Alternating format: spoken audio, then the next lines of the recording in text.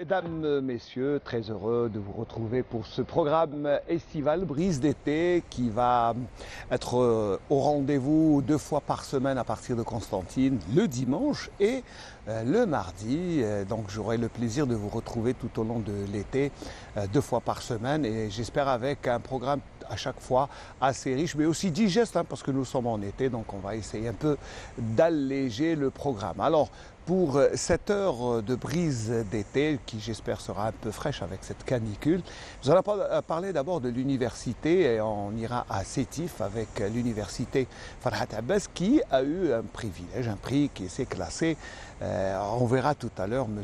Hamidouche, le vice-recteur chargé de la recherche scientifique et aussi de la pédagogie, viendra nous en parler pour nous expliquer un peu c'est quoi cette première place. Allez, on va aller à Sétif avec Mohamed Hamidouche, vice-recteur de l'université Farhat Abbas. Bonjour, merci d'avoir fait le déplacement de Sétif à Constantine déjà. C'est moi qui vous remercie pour l'invitation et pour nous avoir accordé cette opportunité pour donner un peu plus de détails sur notre dernière performance. Alors, performance, on sait que c'est un classement interuniversité, mais c'est quoi exactement? C'est dans quel domaine précis? Il faut nous expliquer un peu. Alors, si vous nous permettez, je mettrai ma casquette de membre de la Commission nationale de la visibilité des établissements algériens et de leur classement au niveau des classements internationaux. Donc au niveau de cette commission, nous avons recensé exactement 17 classements des universités. Très bien. Et nous les avons classés en 3 catégories. Donc il y en a la première catégorie, c'est de hautement, si vous voulez, de haute importance. Et ils sont au nombre de 5. Et qui sont, je peux les citer, le classement de Shanghai, qui est un classement plus ou moins très difficile parce qu'il se base sur des indicateurs vraiment très sélectifs. Nous avons le classement Times Higher Education, donc, dont on va parler aujourd'hui. Nous avons le QS. Nous avons un autre classement aussi, Chimago, fait par les Espagnols depuis une quinzaine d'années. Et enfin, l'US News des Américains. Et parmi ces classements, ces 5 classements de haute importance, donc au départ, chaque établissement, donc il y a quelques années, travaillait seul, d'une manière isolée, sans aucune coordination avec les autres établissements. Maintenant, à partir du mois d'octobre, notre ministère de tutelle a mis en place une politique, une vision, une stratégie pour pouvoir réaliser 2 objectifs majeurs. Le premier, c'est faire intégrer le maximum d'universités, d'établissements algériens dans les différents classements, je dis bien dans les différents classements. Et de l'autre côté, les universités qui émergent dans un classement, donc les accompagner pour pouvoir en quelque sorte améliorer leur position. D'accord, ça c'est l'objectif. Donc ces classements, vous, c'est dans vous avez participé dans quelle plateforme? Alors, pour l'université de Sétif, ça ne date pas d'aujourd'hui, donc ça fait pratiquement une douzaine d'années que nous nous intéressons donc aux classements internationaux. Au départ, donc vers 2010-2011, nous avons opté parce qu'il n'y avait pas assez d'informations à l'époque, le classement connu aussi qu'on appelle le Wabometrics. Et après un certain nombre d'années, nous nous sommes rabattus sur le classement Simago. Pourquoi? Tout simplement parce que nous nous sommes rendus compte que le classement Wabometrics il se base sur, si vous voulez, la présence sur le net. C'est-à-dire un établissement, au fur et à mesure qu'il achalonne sa vitrine en sa force de communication sur les réseaux sociaux, sur le net, c'est ce qui fait. C'est une manière d'accroître sa visibilité. Certains établissements algériens, justement, ont choisi cette option. Nous, justement, à partir de 2015-2016, nous avons eu la chance d'initier, parce qu'il s'agit d'une stratégie globale, ce n'est pas seulement de la visibilité. Donc nous avons mis en place un projet d'établissement digne de ce nom, donc un projet d'établissement pour développer l'université Farhat Abbas. Donc nous avons des objectifs stratégiques et puis nous avons couplé à ces objectifs stratégiques donc un plan d'action et nous avons commencé à mettre en œuvre ce plan d'action à partir de 2018 et qui couvrait la période 2018-2022. Donc il a expiré en décembre 2022. Et parmi justement l'un des objectifs, comment accroître la réputation de l'université Farhat Abbas à travers justement ses classements et à travers sa visibilité. Donc il y avait deux options. La première option, c'est celle choisie par d'autres universités, c'est accroître la présence sur le net. La deuxième, c'est accroître les performances académiques. Et nous avons c'est plus difficile apparemment. C'est plus difficile, mais nous avons les moyens, justement, parce que ça rapporte gros mieux que... qu'une présence sur les réseaux sociaux, où c'est une forte communication. Surtout si on a une bonne stratégie relayée sur les webmasters, ça peut aller loin. Exactement. Voilà. Parce que nous avons commencé par le plus difficile et une fois qu'on arrive, c'est plus facile à gérer. On passe, c'est ce que nous sommes en train de faire actuellement. Donc, on passe à comment accroître la visibilité sur le net, donc à travers, si vous voulez, la numérisation de beaucoup de choses. Et Dieu merci aussi. Donc, ça tombe bien parce que le ministère a initié, je dirais même le président de la République ont eu lieu donc la numérisation de l'administration en général et de l'université en particulier, la gouvernance de l'université en général. Donc nous avons opté à partir de 2018, nous avons bien étudié le classement Times Higher Education. Nous nous sommes rendus compte que ce classement, contrairement aux autres, il utilise des indicateurs qui reflètent le mieux les missions de l'université, plus particulièrement algérienne, qui sont au nombre, je dirais, je les résume au nombre de 3. L'université algérienne, sa première mission, c'est de former les cadres qui font fonctionner tout le système socio-économique. Ensuite, faire de la recherche utile pour pouvoir améliorer le quotidien du citoyen algérien en général et accompagner les entreprises et le système socio-économique. Et la troisième mission, justement, elle est d'ordre social et sociétal. C'est une responsabilité sociale et sociétale. Et les indicateurs qu'utilise THE reflètent le mieux, justement, les missions de l'université. À partir de 2019, nous avons intégré ce classement. À l'époque, il y avait 2 universités, l'université de Tlemcen et l'université de Béjaïa. Nous étions la 3e université à avoir intégré ce classement. Je dirais parce qu'il y a des classements qui se font d'une façon automatique. Il y a d'autres classements, c'est les établissements eux-mêmes qui demandent l'intégration. C'est comme s'il il faut faire une demande pour une sorte de demande pour être classé, évalué. Je pense que introduire un certain nombre de données. Alors, c'est aussi, je pense, c'est que c'est l'université l'université algérienne, il y a beaucoup de recherches, il y a beaucoup de travaux. Mais malheureusement, la concrétisation, la mise en pratique sur le terrain, notamment pour le développement économique, reste quand même un des... Je sais pas, ce n'est pas vraiment la bonne adéquation. Bon, peut-être qu'il faut chercher la bonne équation pour résoudre ce lien qui devrait exister entre le tissu industriel et l'université. Justement, notre premier projet d'établissement, qui couvrait la période 2018-2019, nous avons démarré du constat suivant.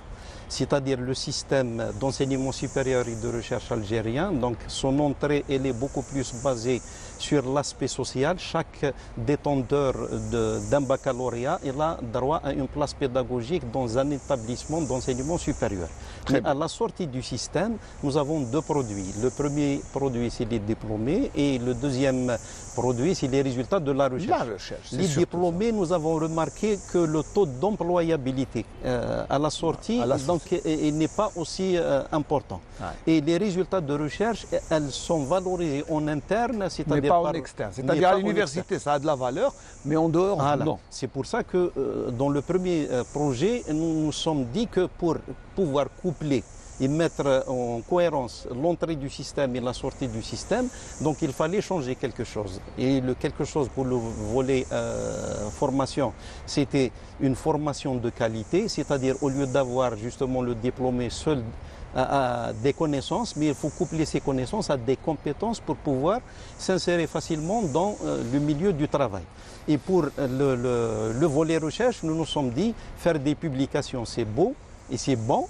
C'est bien, mais les mettre en pratique, ça serait encore meilleur. Je dirais plus, une publication, une thèse de doctorat ou une communication ne pourra jamais loger ni garantir du boulot pour le citoyen lambda et même si vous voulez, il n'y a pas une valeur ajoutée. Alors que normalement quelqu'un qui fait une recherche, un étudiant qui a son mémoire à la main, avec un produit, il a sué pour ça, il a fait des recherches. Et ça serait bien qu'il continue sur le terrain à concrétiser ces recherches. Et c'est pour ça qu'on parle maintenant d'incubation, de start-up et de projets innovants qui sont accompagnés par une politique de l'État. Justement, parce que quand on fait une analyse, un diagnostic, c'est ce que nous avons fait justement pour faire un projet d'établissement, il faut faire l'analyse de l'environnement socio-économique. Et nous nous sommes rendus, je parle pour le cadre de CITIF, qu'il y a quand même un parallèle entre ce qui se fait, les pôles, je dirais, de compétitivité au niveau local qu'on a dénombré au nombre de 5, tout ce qui est transformation du plastique, tout ce qui est matériaux de construction, l'industrie électronique, électroménager, l'agroalimentaire, en associant, si vous voulez, la vallée de la Sommam et le Hovna, donc c'est le grand CITIFois. Et au niveau de l'université, nous avons trouvé que les disciplines les plus productives en termes de production scientifique, c'est celle-là. Donc il fallait en quelque sorte, justement, accompagner encourager. Chercher. D'autant que les entreprises socio-économiques sont pratiquement la petite et moyenne entreprise. Donc elles sont dépourvues de division et de services recherche-développement. Donc il y a un terrain fertile, un terrain vierge pour les laboratoires de l'université. C'est pour ça que nous avons orienté justement notre recherche. Nous nous sommes dit qu'il fallait faire une recherche utile. Utile pas seulement en interne, mais utile, si vous voulez. Surtout pour le développement économique et surtout pour participer à l'essor du pays et à son développement. Alors, notre ami Saïd Belounis vous a rendu visite à l'université de Sétif et il nous est revenu avec ce petit reportage suite à votre classement qui va peut-être vous permettre d'avoir une meilleure visibilité sur la production intellectuelle en interne et, comme vous le dites, en externe. Reportage.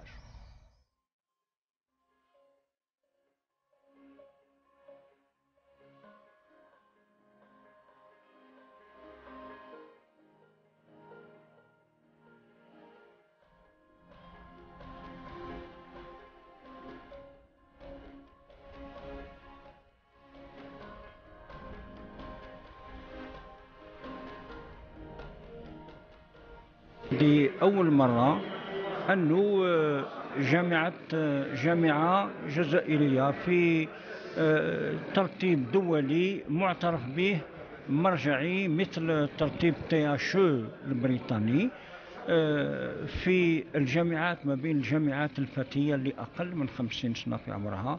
احنا عتبنا فتنا العتبات تعليميات جامعة أحسن ترتيب في العالم، المرتبة 98 لأول مرة.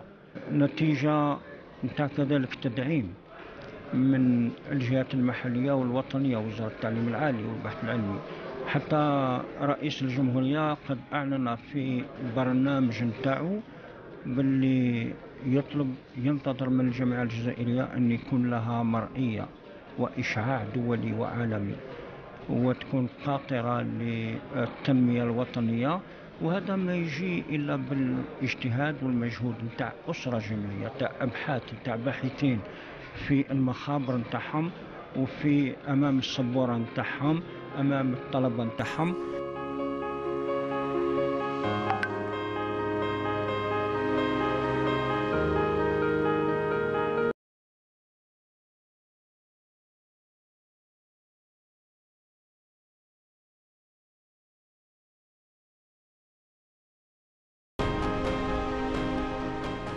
الآن الجامعة تفكر في أكثر من ذلك من خلال خلق ما يسمى منتدى جامعة مؤسسات اقتصادية.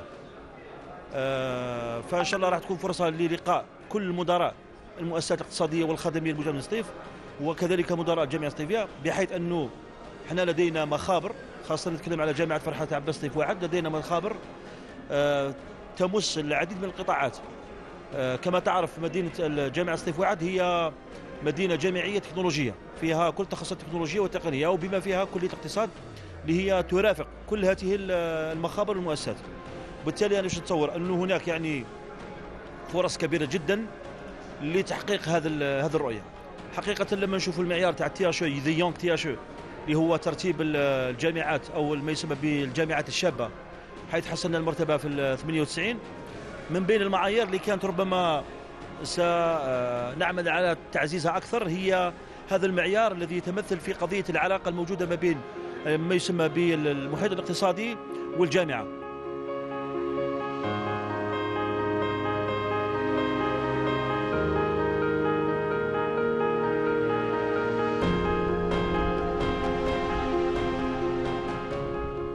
جامعتنا هذه الجامعة، هذا الصرح الكبير اللي احنا نفتخروا به أنه فيه نشاطات متعددة، فيه إنتاجات متعددة من معارف من خبرات، وهذا طبعا راجع لحسن تكوين الأساتذة وكذلك للطلبة الجامعيين اللي عندهم هذيك الرغبة الكبيرة في البحث العلمي والتطوير العلمي.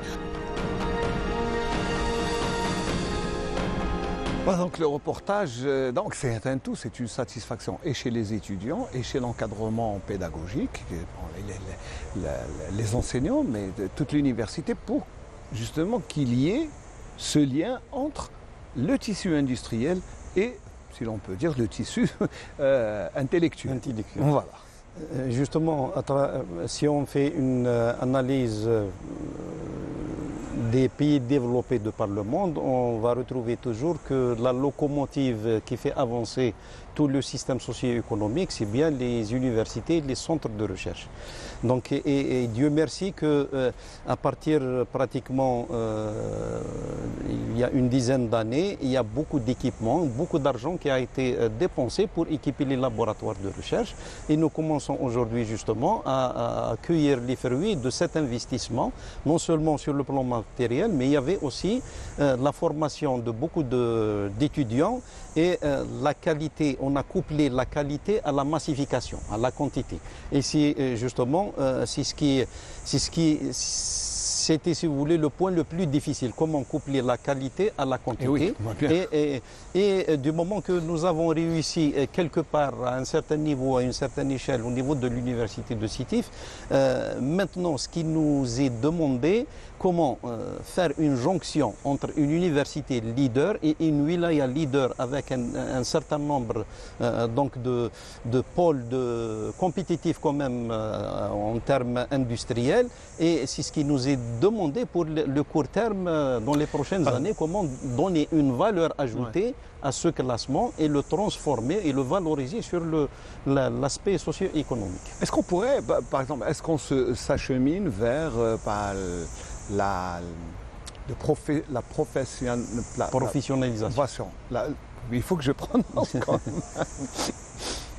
même. L'université doit se professionnaliser au service de l'industrie et du développement économique.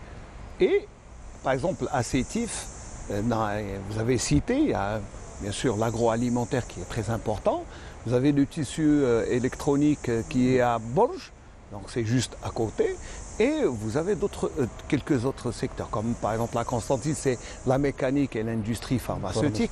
Est-ce qu'on va aller, puisqu'on a beaucoup d'universités, vers des universités mais professionnelles, c'est-à-dire qui vont s'orienter directement vers la formation et donner la possibilité de recherche à des étudiants pour les insérer directement dans le domaine économique et dans l'industrie?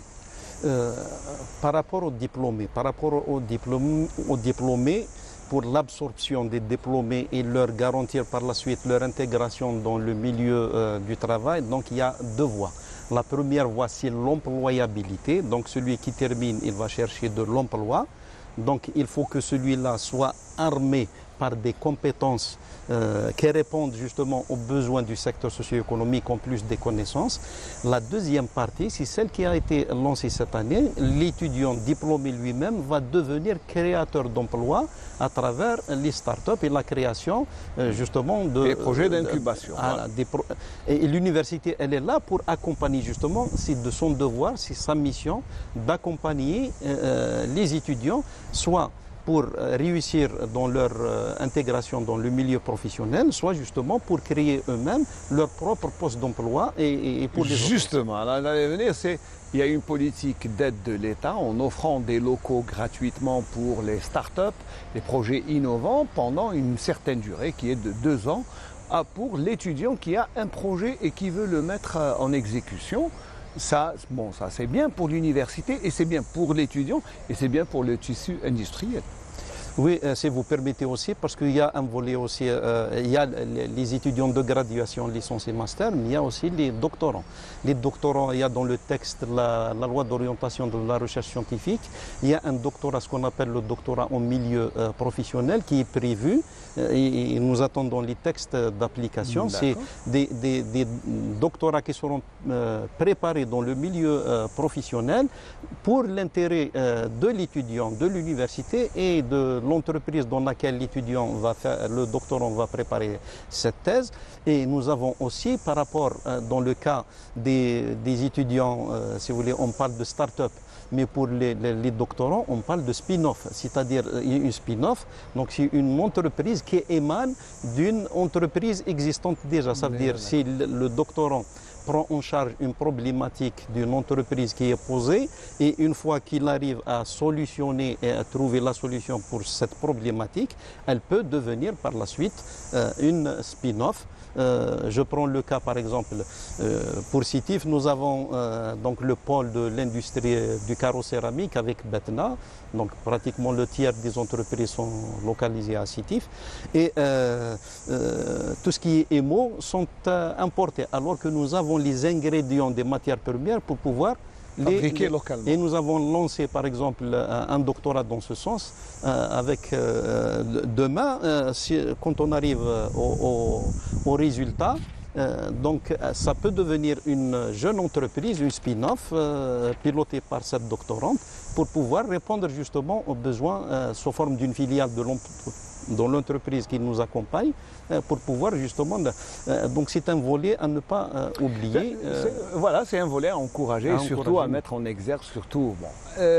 Alors les retombées d'un tel classement, rapidement, parce qu'il ne nous reste plus que quelques minutes, les retombées d'un tel classement sur l'université, d'autant plus que nous sommes à la veille des résultats du baccalauréat, donc les étudiants vont chercher bien sûr la meilleure université possible qui leur offre une bonne formation, mais un bon diplôme, mais aussi du travail, c'est surtout ça.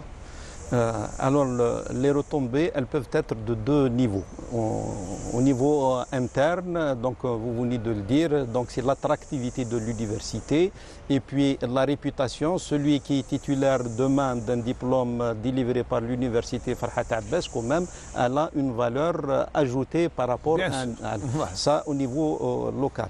Mais le niveau international à ne pas négliger parce que le ministère de tutelle vient de lancer cette année le label Study in Algeria et Sétif est très bien placé justement pour pouvoir attirer les étudiants étrangers les étudiants internationaux pour pouvoir s'inscrire à Sétif, c'est-à-dire notre carte de visite est déjà si vous voulez très attrayante, tout simplement parce que nous sommes premiers au niveau national, mais n'oublions pas que nous sommes premiers au niveau maghrébin et deuxième au niveau africain, c'est-à-dire nous arrivons juste derrière une université sud-africaine qui est classée à la 86e place, c'est-à-dire pas mondiale, pas très loin de nous. Donc si on continue, on persiste sur cet élan, sur ces efforts, on risque demain de se retrouver justement leader. Voilà, ça ne peut qu'être de bon augure pour l'université algérienne en général et celle de Sétif qui est à bonne réputation, d'autant plus que, si vous classez, moi je connais même des enseignants dans cette université en Afrique du Sud, des Algériens qui sont là-bas et qui sont en train de donner leur savoir. Donc ça veut dire qu'il ne faut pas se sous-estimer, au contraire, on a un potentiel intellectuel extraordinaire, il faut juste le mettre en valeur et le mettre au défi des autres. Et c'est ce qu'a fait Sétif. Et surtout pour avancer, il faut toujours se mesurer aux autres. C'est-à-dire, si on reste en vase clos entre nous, on n'ira pas très loin. On n'ira pas très loin. Mais si on mesure aux autres, ça permet justement d'avancer. C'est ce que nous avons cherché, nous. C'est ce qu'on appelle l'assurance qualité en quelque sorte formative. Donc c'est l'amélioration continue. Voilà, très bien. D'abord, je vous félicite pour tout le staff. L'université de Sétif qui prend un titre, deuxième au niveau africain, premier maghrébin, premier en Algérie. Donc ce sont des titres. Voilà, je voulais vous remercier d'avoir fait notre déplacement. Si vous avez un dernier mot pour conclure. Juste un dernier mot, justement, c'est pour féliciter et remercier tous les acteurs qui ont participé à cette performance. Donc c'est un labeur de plusieurs années. Donc les collègues enseignants et plus particulièrement je rends hommage à ceux qui nous ont quittés lors de la pandémie du Covid-21 et qui continuent jusqu'à présent, leurs travaux continuent encore de servir l'université en particulier et la science en général. Je remercie aussi la Direction générale de la recherche scientifique et du développement technologique et notre ministère qui nous a accompagnés. Ils ont toujours fait de telle sorte à ce que les conditions soient réunies pour pouvoir réaliser les objectifs tracés. Je vous remercie. Non, c'est moi qui vous remercie, toutes mes amitiés à toute la famille universitaire de CETIF. Je ne vais pas citer tout le monde, mais je vais citer toute l'université. On les remercie pour leur engagement, leur travail et puis ce qu'ils font. J'espère qu'on aura d'autres distinctions. Inch'Allah. Allez, on va